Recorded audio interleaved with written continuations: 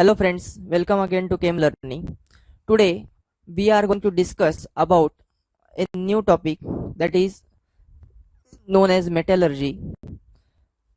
In this topic we will discuss something about the extraction and purification of some of the metal and the processes which are followed in case of extraction and purification of these metals. All of you knows that metals are very unavoidable part of our today's life. प्रत्येक ठिकाणी आपण मेटलचा वापर करतो, प्रत्येक गोष्टीत आपण मेटल्सचा वेगवेगळ्या पद्धतीने यूज करतो. आपल्या बसण्याच्या खुर्चीपासनं ते घराच्या बांधणीपर्यंत जिथे आपण स्टील वापरतो, that is the mixture of some metals, and where from these metals are obtained. These metals are obtained from their different sources, and these sources are not present always in the pure form. So we have to perform some functions to obtain these metals in their pure metallic form, and then we can prepare different types of materials by using the metals in the pure form. Okay, so all this type of study comes under the name called as metallurgy. Okay, so we will go with the introduction to this chapter, that is metallurgy, where we will study the extraction, how the metals are extracted from the ores or from the minerals, and then how they can be purified to such a level that those metals can be used for different purposes in their pure form as well as in their mixed form. So all of you knows about our dependence on the metal, which is the introductory part of this chapter, that is called as metallurgy. As told recently that metals are unavoidable part of today's our life. Different examples can be given. From a small point of view, if you want to eat something, then whatever you are eating, the food, you are taking it in the dish of which is made up of stainless steel also. You are eating with the spoon, that spoon is also made up of stainless steel. Then whatever the mobiles today we are using, accessories today we are using, those accessories contains batteries which are made up of lithium ions. So all these, from little thing to largest thing, these are metals which play very much important or vital role in today's day-to-day life. Now, what is the source of these metals? The biggest source of these metals is the earth crust. That means they are obtained from different types of mines. If you go deep inside the earth crust, then there are very much large amount of sources present inside the earth crust, and about 70% of metals are obtained from the earth crust. So you can say that earth crust is the biggest source of these metals. Now, out of all the existing metals, the most abundant is the aluminium. The most abundant existing metal is the aluminium metal, while second one is the iron, which is most abundantly used as well as most abundantly available. Then metal that we obtain from the earth crust that can exist in the two forms. One form is the native state. Some metals exist in their native state form, and some are exist in the combined state form. There are two types shown here on the slide also. Metal occur in two types of forms, where one form is the native form and another form is the combined state form. Now there are again further two types of these native forms. One is the pure form and another one is the alloy form. One is pure form of this native state and another form is the alloy form. Some metals, very few metals like gold or silver, exist in their pure form, while many of these metals which are exist in the native state exist in the form of alloys. Now, what is mean by alloy? Alloy is the mixture of two metals. Whenever two metals combine with each other and they form a solid, that solid is generally called as alloy. So, mixture of two metals in the native state can be considered as a alloy. And if only one metal is present, then you can say that this is present in the pure form. That is, in the native state, the metal is present in the pure form. Then come to the second type, that is the combined state of these metals. Some metals, many of these metals exist in the combined state of the form, where they exist as oxides, they may exist as a carbonates, then they can exist as a sulfides, or they can exist as a halides, and different types of like phosphate, then sulfates, different types of form exist with these metals, which are called as minerals. Okay, so such type of forms, that is oxides, carbonates, sulfides, halides, etc., such type of forms of these metals which are present in the combined form, like FeSO4, or you can say that calcium carbonate. Calcium is present as a carbonate in the nature. So such type of forms are exist which are called as generally minerals. Now, what is the definition of mineral? Minerals are the combined state of metal compounds which occur naturally in the earth crust are called minerals. So definition is given here. What is the definition? The combined state of metal compounds which occur naturally in the earth crust are called minerals. So now, what is the difference between the minerals and ore?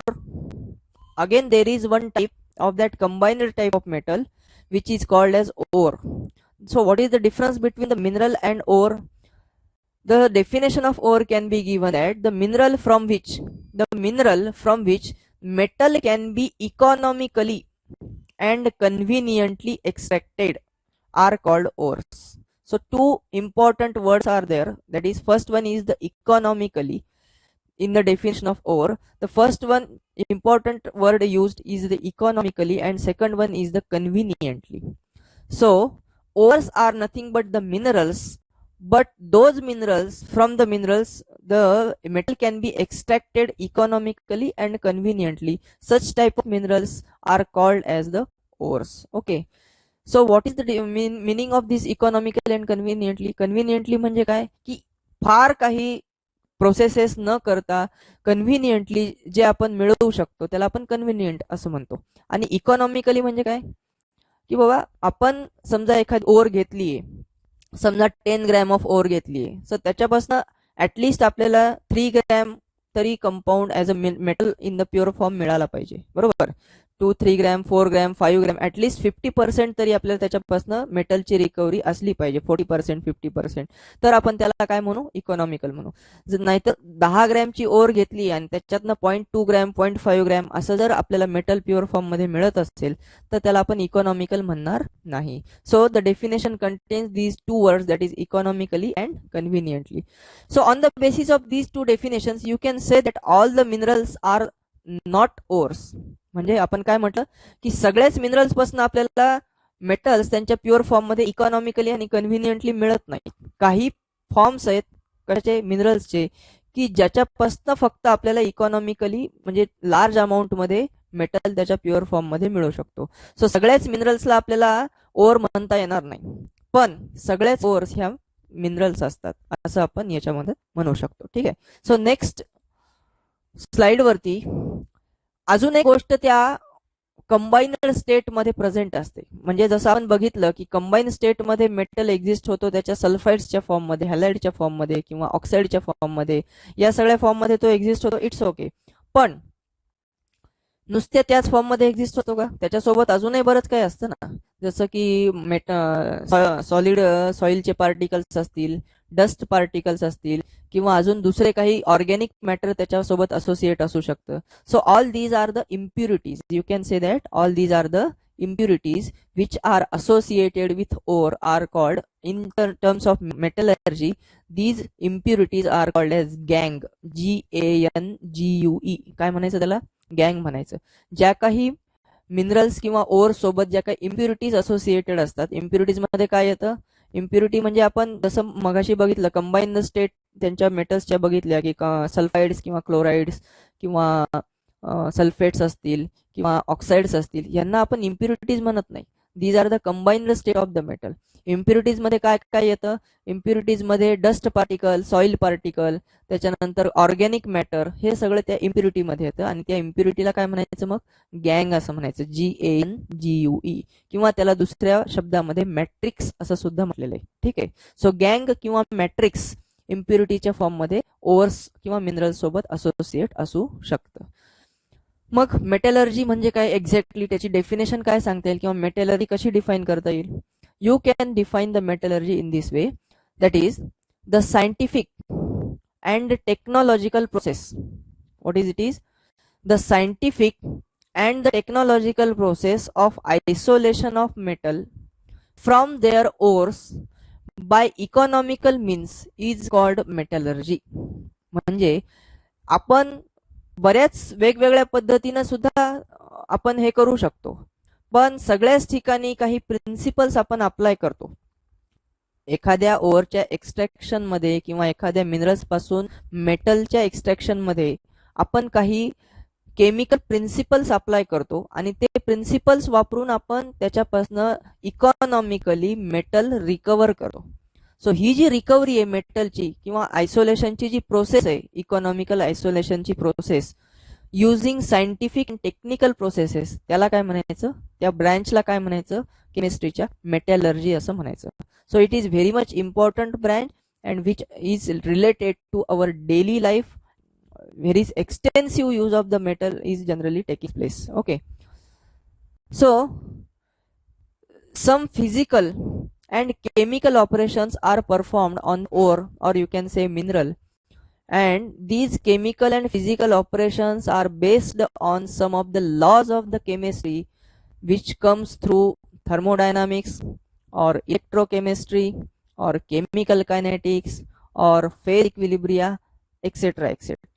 There are many laws of these there are many laws from these different areas which give us the idea about the enthalpy of the reaction or entropy of the reaction, or gives free energy of the reaction, which are very much important in case of extraction and isolation of the metals.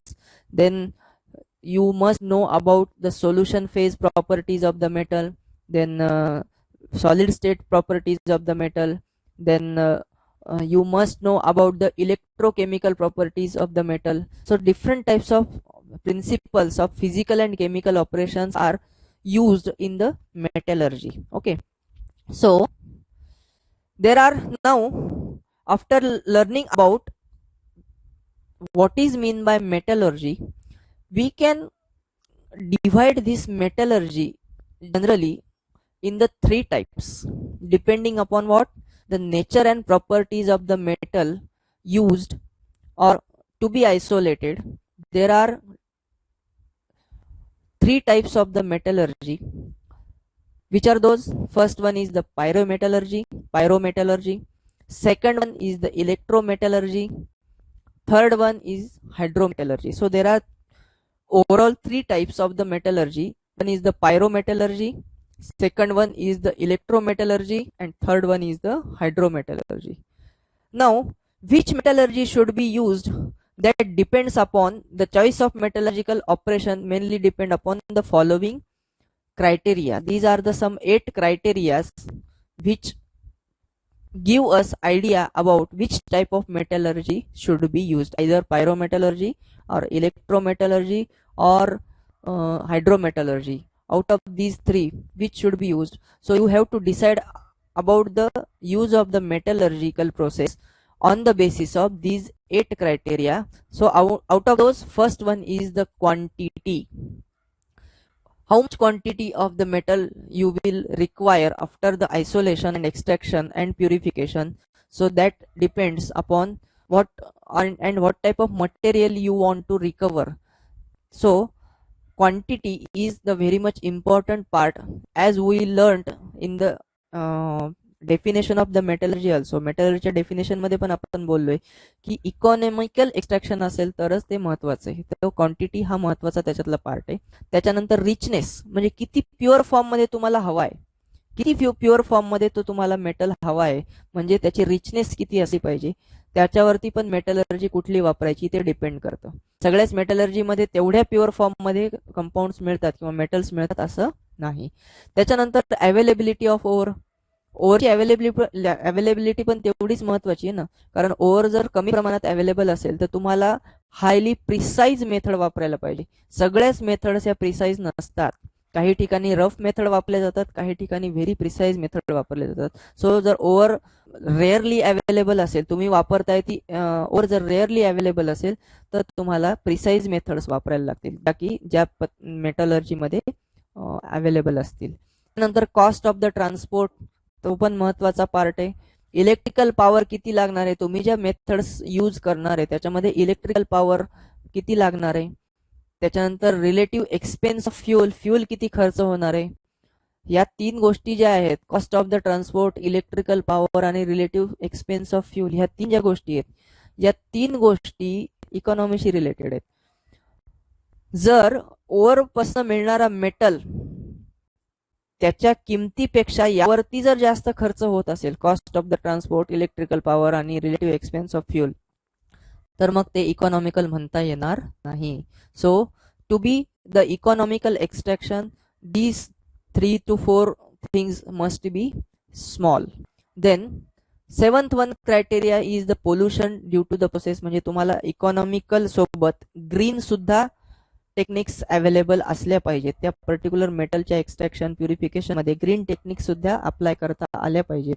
So pollution free process असल्या पाहिजेत. आणि आठवा महत्वाचा criteria refining process, त्याची refine process easy असली पाहिजे. So ह्या 8 क्रायटेरियाच्या बेसिसवर तुम्ही ठरवू शकता की कुठल्या टाईपची मेटलर्जी यूज करायची. बरोबर, आपण आता या 3 टाइप्स बघितल्या ना, पायरोमेटलर्जी, इलेक्ट्रोमेटलर्जी आणि हायड्रोमेटलर्जी. प्रत्येकाच्या प्रोसेसेस वेगळ्या आहेत, प्रत्येकामध्ये वापरल्या जाणाऱ्या टेक्निकल गोष्टी वेगळ्या आहेत, प्रिन्सिपल्स पण वेगवेगळे आहेत प्रत्येक ठिकाणी वापरले जाणारे, आणि त्याच्यानुसार आपल्याला कुठल्या ह्या 8 क्रायटेरियाच्या बेसवर आपण ठरवू शकतो की ह्यापैकी कुठली मेटलर्जी यूज करायची. ठीक आहे. त्यानंतर आपण आता डिटेलमध्ये एक एक मेटलर्जी थोडीशी डिटेलमध्ये बघूया. म्हणजे तीनही टाईपच्या ज्या आपण मेटलर्जी सांगितल्यात त्यातल्या प्रत्येक मेटलर्जीमध्ये काय काय केलं जातं त्याच्यात थोडक्यात प्रोसेसेस आपण डिस्कस करू. त्यात पहिली आहे पायरोमेटलर्जी. आता पायरोमेटलर्जीमध्ये काय म्हटलेलं आहे, chemical reaction at high temperature is carried out which is called as pyrometallurgy. मुळात पायरो हा जो सफिक्स आहे that indicate high temperature. Okay, so pyrometallurgy indicate towards the use of high temperature in these processes. So chemical reactions if carried out at high temperature, high temperature म्हणजे किती, 373 kelvin, म्हणजे 100 degree Celsius पासून पुढे 3273 kelvin पर्यंत. So almost 3273 kelvin म्हणजे 3000 degree Celsius पर्यंत temperature आपण वाढवत नेऊ शकतो. सो त्या दरम्यान जर टेम्परेचर इतक्या हाय रेंज पर्यंत आपण वापरत असतो तर त्याला आपण पायरोमेटलर्जी असं म्हणतो. कशासाठी वापरायची ही पायरोमेटलर्जी, कुठेही वापरता येते का, नाही. मगाशी जर म्हटलं जसं की चॉईस ऑफ द मटेरियल त्याच्यावरती डिपेंड करते. Used for the heavy metals like copper, zinc, iron और लेड, यासारखे जे हेवी मेटल्स आहेत त्या मेटल्सच्या एक्स्ट्रॅक्शन प्युरिफिकेशनसाठी पायरोमेटलर्जी यूज केली जाते. या पायरोमेटलर्जीमध्ये 3 महत्वाच्या स्टेप्स आहेत. कुठल्या 3 प्रोसेसेस आहेत, पहिली आहे ती calcination, second one is the roasting आणि तिसरी आहे ती स्मेल्टिंग. या 3 प्रोसेसेस या पायरोमेटलर्जीच्या महत्वाच्या प्रोसेसेस आहेत. त्यातली पहिली काय आहे, कॅल्सिनेशन. कॅल्सिनेशन म्हणजे काय, when the ore is heated to drive off volatile organics, CO2, chemically bound H2O or other material, then it is called calcination. म्हणजे जे मटेरियल आपण हीट करून काढून टाकू शकतो किंवा त्याला आपण वोलाटलाइज करून टाकू शकतो. वोलाटलाइज करून टाकायचं म्हणजे काय करायचं, ते जे काही त्यासोबत मटेरियल अटॅच असेल, ज्याला आपण गँग म्हणतो, मॅट्रिक्स असं म्हणतो, इम्प्युरिटी म्हणतो, जे मटेरियल असं काढून टाकण्यासारखं असेल हिट करून डायरेक्टली, समजा एखादं ऑर्गॅनिक मॅटर आहे ते डायरेक्ट हिट केल्यानंतर CO2 मध्ये कन्वर्ट होतं किंवा मिथेन सारख्या वोलाटाईल गॅसमध्ये कन्वर्ट होऊन जातं. सो अशा टाईपचे जे मटेरियल्स आहेत ते आपण हिट करून काढून टाकू शकतो. केमिकली बाउंड H2O सारखे वॉटरचे हायड्रेट्स असतील समजा, जसं की खाली एक एक्झाम्पल दिलंय बघा, की ॲल्युमिनियम जर प्रेझेंट असेल हायड्रॉक्साईडच्या फॉर्ममध्ये, AlOH taken thrice solid material म्हणून ते आपल्या ओर सोबत असोसिएट असेल, तर त्याला जर तुम्ही हिट केलं खूप हाय टेम्परेचरला, तर त्यातनं H2O सगळा वेपराईज होऊन जाईल, त्याचं वेपर्समध्ये कन्वर्जन होऊन जाईल आणि शिल्लक राहील तो मग सॉलिड फॉर्म मधला त्याचा ऑक्साईड, ॲल्युमिनियमचा ऑक्साईड शिल्लक राहील. So you can drive of such type of material which is associated with your impure ore. So such type of process is called calcination. Then second step is called roasting. What is this roasting? Roasting is the conversion of sulfides into the oxides. आता वरती जसं आपण बघितलं की H2O उडवून टाकला किंवा वेपराईज करून टाकल्यानंतर जे काही मटेरियल शिल्लक राहतं ते ऑक्साईडच्या फॉर्ममध्ये, ॲल्युमिनियम ट्रायऑक्साईडच्या फॉर्ममध्ये शिल्लक राहतं. काही कंपाऊंड्स हे सल्फरच्या फॉर्ममध्ये मिळतात, म्हणजे ड्राईव्ह ऑफ केल्यानंतर त्यातलं मटेरियल, त्यातला जो व्होलाटाईल पार्ट आहे तो निघून गेल्यानंतर काही मटेरियल हे सल्फाइड्सच्या फॉर्ममध्ये शिल्लक राहतात. आणि मग हे सल्फाइड्स आपण डायरेक्टली रिमूव्ह करू शकत नाही. डायरेक्टली आपण सल्फाइड्स आणि मेटल यांना सेपरेट करणं थोडंसं मुश्किल आहे. मग काय करायचं असतं की सल्फाइड्सचं कन्व्हर्जन ऑक्साईड्समध्ये करायचं असतं. सल्फर जाऊन त्याच्या जागी काय आणायचा, ऑक्सिजन आणायचा. सो सल्फाइडचं कन्व्हर्जन ऑक्साईडमध्ये करणं या प्रकाराला किंवा या प्रोसेसला काय म्हणायचं, रोस्टिंग असं म्हणायचं. काय म्हणतात, रोस्टिंग म्हणणार. सो ज्या प्रोसेसेसमध्ये रोस्टिंगमध्ये जिथे एक्झोथर्मिक रिएक्शन असेल, ती रिएक्शन एक्झोथर्मिक प्रोसेस जी असेल ती एक्झोथर्मिक प्रोसेस जी काय असेल ती बेनिफिशियल असेल किंवा इकॉनॉमिकल असेल असं आपण म्हणू. काय इकॉनॉमिकल असेल, खाली एक एक्झाम्पल दिलंय बघा. Zinc sulphide when oxidise with O2 सोबत जेव्हा झिंक सल्फाइडचं ऑक्सिडेशन केलं आपण तेव्हा त्याचं कन्व्हर्जन, झिंक सल्फाइडचं कन्व्हर्जन होईल झिंक ऑक्साइडमध्ये, ZnO. ZnS will be converted to the ZnO by the removal of SO2 gas. SO2 gas हा सल्फर जो काही होता सल्फाइड फॉर्म मध्ये तो SO2 च्या फॉर्म मध्ये कन्व्हर्ट होईल गॅसियस फॉर्म मध्ये आणि तो होऊन जाईल. मग शिल्लक राहील तो ZnO, zinc oxide, which is present in the solid form. आता हा जो झिंक सल्फाइड होता त्याचं ऑक्सिडेशन केलं, या रिएक्शनची जी एन्थाल्पी आहे, एन्थाल्पी ऑफ रिएक्शन आहे ती किती आहे, काय दाखवली ती -882 kilojoule per mole. So this is negative sign indicates that this reaction is exothermic in nature. Exothermic म्हणजे ज्या रिएक्शन मध्ये टेम्परेचर बाहेर पडतं. एक लक्षात घ्या, आपण ही जी मेटलर्जीचे टाईप पाहतोय ते पायरोमेटलर्जी, आणि pyrometallurgy is related with the temperature. So if you are using such reactions in the roasting, in the process of roasting where exothermic reaction occurs, then there is no need to provide the heat externally or you can save the fuel in this process. जर तुम्ही सुरुवात initial स्टेजला the fuel वापरला असेल ignition साठी तर तेवढंच fuel तुम्हाला लागेल. एकदा का रिएक्शन इनिशिएट झाली आणि त्यातनं बाहेर पडणारी जी एनर्जी आहे एक्झोथर्मिक रिएक्शन असल्यामुळे तीच एनर्जी पुढच्या स्टेपसाठी, पुढच्या रोस्टिंग मधल्या रिएक्शनसाठी रिपीटेडली यूज होऊ शकते. म्हणून रोस्टिंग मध्ये जर एक्झोथर्मिक रिएक्शन वापरलेली असेल तर ती जास्त बेनिफिशियल असते असं आपण सांगू शकतो. ठीक आहे. So this is what about roasting.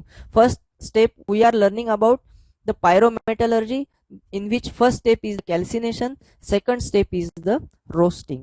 Then third one stage is the smelting. What is this smelting? Smelting is the separation of impurities by melting. आता आपण पहिल्या स्टेप मध्ये पायरोमेटलर्जीच्या पहिल्या स्टेप मध्ये काय केलं, कॅल्सिनेशन मध्ये जे काही व्होलाटाईल मटेरियल त्याला अटॅच होतं ओरा ते ड्राईव्ह ऑफ करून टाकलं, बरोबर, in the form of gases वगैरे वेपराइज या फॉर्म मध्ये त्यांना आपण ड्राईव्ह ऑफ करून टाकलं. सेकंड स्टेप मध्ये काय केलं आपण, रोस्टिंग मध्ये सल्फाइड्सचं कन्व्हर्जन कशात केलं आपण, ऑक्साइड्स मध्ये केलं, जिथं आपण प्रिफरेबली एक्झोथर्मिक रिएक्शन्स यूज करतो. आणि त्याच्यानंतर थर्ड स्टेप जी आहे ती स्मेल्टिंग आहे. म्हणजे काय, तर separation of impurities bye melting. म्हणजे ती जी ओर आहे ऑक्साईडच्या फॉर्म मध्ये आली ओर, तिला मेल्ट करायचं हाय टेम्परेचरला आणि त्यातनं मग त्या इम्प्युरिटीज सेपरेट आउट करायच्या, याला म्हणायचं स्मेल्टिंग. सो काय दिलं इथं, to make the melting easier. मग आता हाय टेम्परेचर वापरायचं म्हणजे किती हाय वापरायचं, एखाद्या मेटलचं मेल्टिंग पॉईंटच 3000च्या पुढे असेल तर काय करायचं, मग त्याचा मेल्टिंग पॉईंट डिक्रीज करण्यासाठी किंवा कमी करण्यासाठी फ्लक्सेस वापरायचे. फ्लक्सेस म्हणजे अशा टाईपचे कंपाऊंड्स जे मेल्टिंग इझियर बनवतील किंवा मेल्टिंग पॉईंट डिक्रीज करतील. So fluxes like dolomite. Dolomite ही परत एक कॅल्शियम मॅग्नेशियमची ओरच आहे. Calcium magnesium carbonate is called dolomite. और लाईमस्टोन, कॅल्शियम कार्बोनेट सारखे जे पदार्थ आहेत त्याला आपण फ्लक्स असं म्हणतो, फ्लक्सेस. हे फ्लक्सेसचं काम काय आहे, मेल्टिंग इझियर करणं, कमी टेम्परेचरला मेल्ट करण्यासाठी मदत करणं, त्याला म्हणतो आपण फ्लक्सेस. सो हे फ्लक्सेस ऍड केले जातात आणि so as to make the melting easier. Then impurities form molten slag on the top of the metal. हे ऍड केले आणि त्याला मेल्ट केलं की मेल्ट केल्यानंतर जो काही मोल्टन स्टेट मधला मेटल असेल तो मेटल सेटल डाऊन होतो आणि त्या मेटलच्या वरती तरंगणारी जी तरी असते त्याला आपण स्लॅग असं म्हणतो. मळी म्हणतात ना, मळी. कारखान्यामध्ये वगैरे तुम्ही, ऊस कारखान्यामध्ये, साखर कारखान्यांमध्ये हा शब्द जनरली वापरला जातो, मळी. सो दॅट स्लॅग जसं साखर कारखान्यात तयार होते तसंच मेटॅलॉजिकल प्रोसेसेसमध्ये सुद्धा तयार होते, ज्यामध्ये इम्प्युरिटीज असतात. खाली प्युअर फॉर्म मधला मोल्टन स्टेट मधला मेटल सेटल डाऊन होतो आणि त्याच्यावरती तरंगणारा जो पदार्थ असतो त्याला मोल्टन स्लॅग असं म्हणायचं. काय म्हणायचं, स्लॅग असं म्हणायचं. आता फ्लक्स कसे सिलेक्ट करायचे, कुठला फ्लक्स ऍड करायचा स्लॅग फॉर्मेशनसाठी, तर अवेलेबिलिटी आणि कॉस्ट ह्या दोन गोष्टींचा विचार करून फ्लक्स सिलेक्ट करायचा. आता दोन फ्लक्स आपण वरती नावं घेतले ना, लाईमस्टोन आणि डोलोमाइट. यातला डोलोमाइट हा स्वस्त आणि इझियर आहे, अवेलेबल, इझी अवेलेबल आहे कम्पेअर्ड टू द लाईमस्टोन. मग लाईमस्टोनच्या ऐवजी काय वापरायचा, डोलोमाइट वापरायचा. So you have to select the flux as per the availability and as per the cost of the flux to add in the smelting process. आता एक example दिले, iron स्मेल्टिंगचं एक एक्झाम्पल दिलेलं आहे, how to smelt. Reduction of iron oxide done by the coke. आधी reduction करायचं ऑक्साईडचं coke वापरून. Coke act as a reducing agent and also provide the temperature needed. म्हणजे स्मेल्टिंग करण्यासाठी किंवा मेल्ट करण्यासाठी आयरनला जे काही टेम्परेचर लागतं ते दोन गोष्टी करतो इथं कोक. एक रिडक्शन पण करतो आणि त्याच्यासोबत जे काही टेम्परेचर लागणार आहे मेल्टिंगसाठी आयरनच्या ते टेम्परेचर सुद्धा प्रोव्हाइड करतो. किती सांगितलं टेम्परेचर, 2273 केल्विन. ओके, म्हणजे ऑलमोस्ट 2000 डिग्री सेल्सिअस. सो तेवढं टेम्परेचर तो कोण प्रोव्हाइड करतो, कोल सुद्धा प्रोव्हाइड करतो. So carbon plus O2 it gives CO, carbon monoxide. आधी कोलचंच ऑक्सिडेशन होतं, तो कार्बन मोनॉक्साईड मध्ये कन्वर्ट होतो आणि तो कार्बन मोनॉक्साईड मग Fe2O3 सोबत रिॲक्ट होऊन त्याला मोल्टन स्टेट मधल्या Fe मध्ये कन्वर्ट करतो आणि जो काही त्याच्यासोबत ऑक्सिजन ऑक्साईडच्या फॉर्म मध्ये अटॅच आहे तो CO2 मध्ये कन्वर्ट होऊन रिलीज होतो. मोल्टन आयरन टिकल डाऊन विच इज कलेक्टेड. म्हणजे काय होतं की मेल्ट झालेला आयरन आहे इथं, जो ट्वाइस ऑफ द Fe हा जो दिसतो ना तो मोल्टन आयर्न आहे आणि तो मोल्टन आयर्न कलेक्ट होतो ऍट द बॉटम आणि silicate impurities removed as a slag of calcium silicon oxide CaSiO3 या फॉर्म मध्ये ती स्लॅग, मळी ज्याला म्हणतो आपण मराठीमध्ये, ती स्लॅग कॅल्शियम ऑक्साईड किंवा लाईमस्टोन वापरून आपण ती स्लॅग काढून टाकू शकतो. कॅल्शियम कार्बोनेट वापरून ती स्लॅग आपण रिमूव्ह करू शकतो.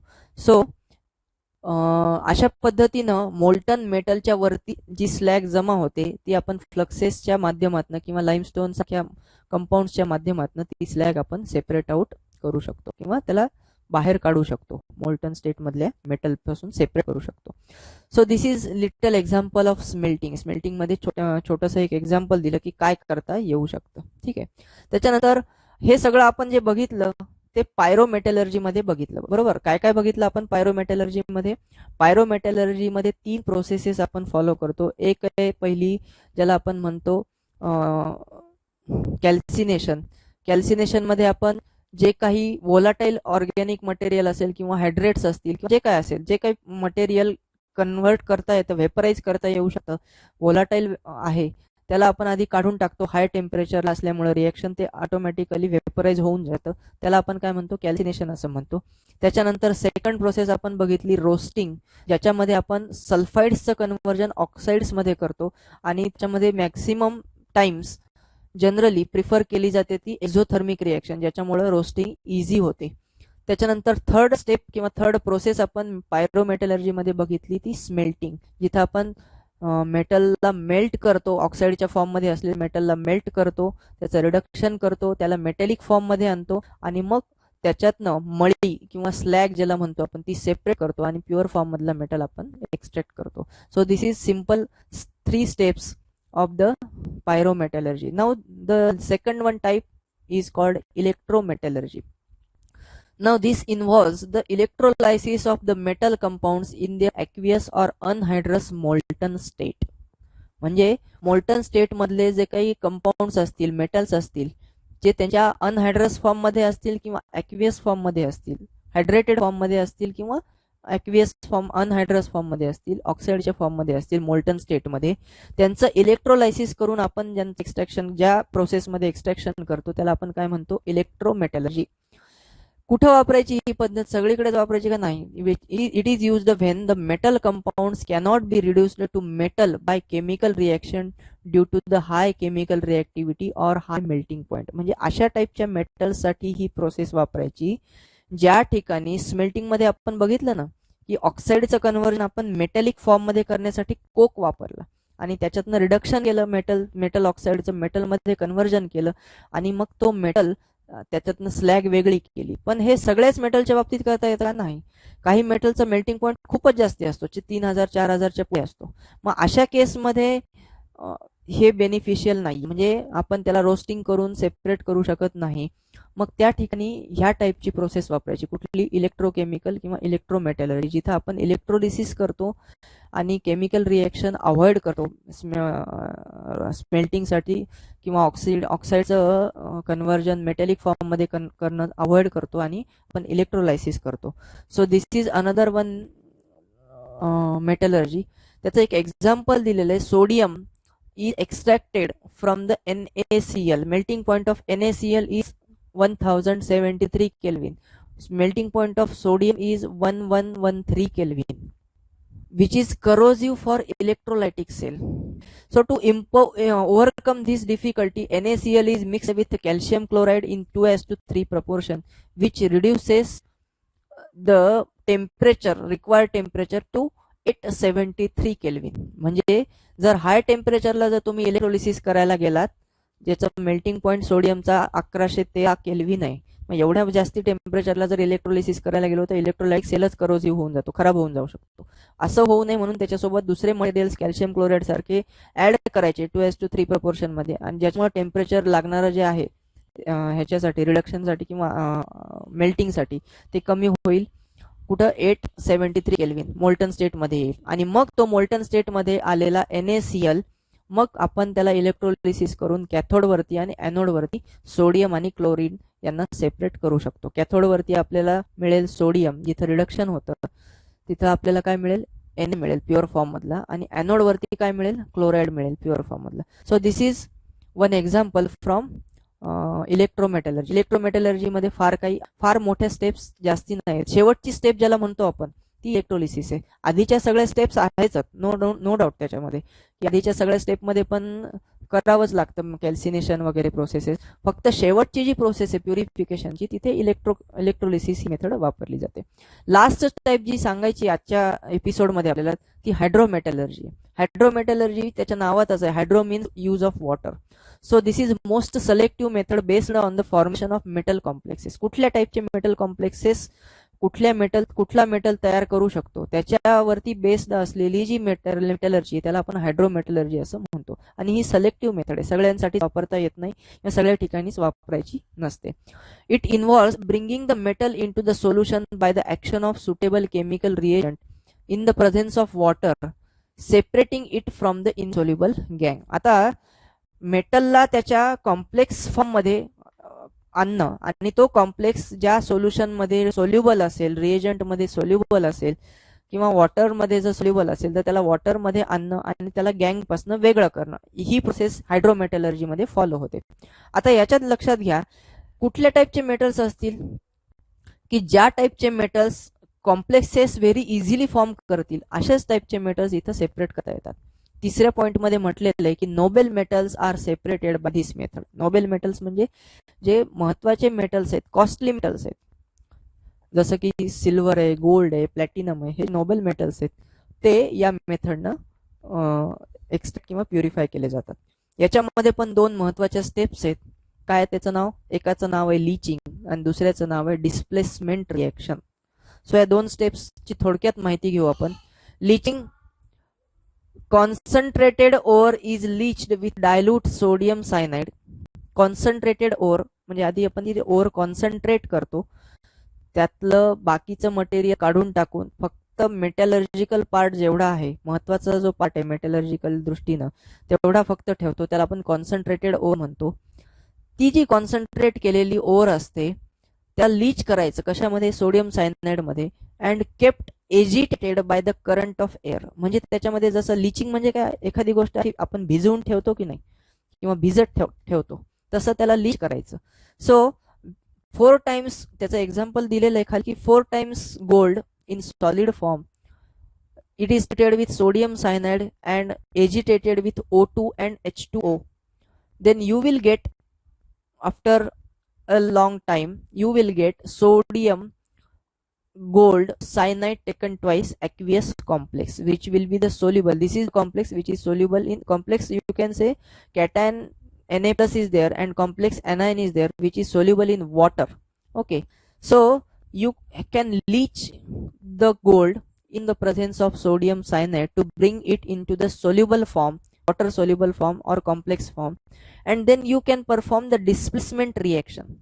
म्हणजे काय, तर तो काही गोल्डचा जो काही कॉम्प्लेक्स तुम्हाला मिळालेला आहे ॲक्वियस सोल्युशन मधला, त्यातल्या गोल्ड मेटलला सबस्टिट्यूट करायचं किंवा डिस्प्लेस करायचं. म्हणजे यू कॅन से, तुम्ही जर डिस्प्लेसमेंट रिएक्शन मेटल कॉम्प्लेक्सेसच्या बघितले असतील किंवा सबस्टिट्यूशन रिएक्शन, तर त्याच्यामध्ये आपण ज्याला मेटल सबस्टिट्यूट, एका मेटल दुसऱ्या मेटलला सबस्टिट्यूट करतो कॉम्प्लेक्सला, त्याला कॉम्प्लेक्सची आपण काय म्हणतो? इलेक्ट्रोफिलिक सबस्टिट्यूशन रिएक्शन असं म्हणतो. सो त्याच पद्धतीची डिस्प्लेसमेंट मेथड इथं वापरलेली. The gold complex is filtered and treated with zinc dust. The gold obtained is impure which is purified by the again electrolysis. म्हणजे या मेथडमध्ये झिंक सोबत ट्रीट केल्यानंतर झिंक त्या गोल्डला रिप्लेस करतो, कशातनं? कॉम्प्लेक्स मधनं. आणि तरी सुद्धा जो काही आपल्याला गोल्ड मिळतो तो सुद्धा प्युअर फॉर्म मधला गोल्ड मिळत नाही, त्याला पण तुम्हाला पुढे काय करायला लागतं? इलेक्ट्रोलायसिस वापरून प्युरिफाय करायला लागतं.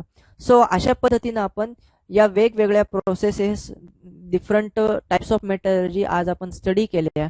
कुठल्या कुठल्या टाइप्स बघितल्या? पहिली बघितली आपण पायरोमेटलर्जी, सेकंड वन टाइप बघितली आपण इलेक्ट्रोमेटलर्जी आणि थर्ड वन बघितली आपण हायड्रोमेटलर्जी. सो या 3 टाइप्सच्या मेटलर्जीचा आपण आज थोडक्यात आढावा घेतला. यातल्या ज्या प्रोसेसेस आपण डिस्कस केल्या की कॅल्सिनेशन कसं करायचं किंवा रोस्टिंग म्हणजे काय किंवा मेल्टिंग म्हणजे काय, हे आपण थोडक्यात आज बघितले. नेक्स्ट एपिसोडमध्ये आपण या प्रोसेसेस, वेगवेगळ्या प्रोसेसेस किंवा कुठल्या कुठल्या स्टेप्स आहेत मेटलर्जीमध्ये वेगवेगळ्या वापरल्या जातात, जनरल स्टेप्स कुठल्या आहेत, बेसिक जनरल मेथड्स कुठल्या वापरल्या जातात मेटलर्जीमध्ये, प्युरिफिकेशनमध्ये किंवा एक्स्ट्रॅक्शनमध्ये, त्याच्या बाबतीत आपल्याला थोडंसं डिस्कशन नेक्स्ट एपिसोडमध्ये करायचं आहे. सो या एपिसोडमध्ये आपण इथेच थांबूया. तुम्हाला जर हा एपिसोड आवडला, तुम्हाला जर या प्रोसेसेस, मेटलर्जिकल प्रोसेसेस समजल्या, तर या व्हिडिओला लाईक करा, शेअर करा आणि केम लर्निंग चॅनलला सबस्क्राईब करा. धन्यवाद.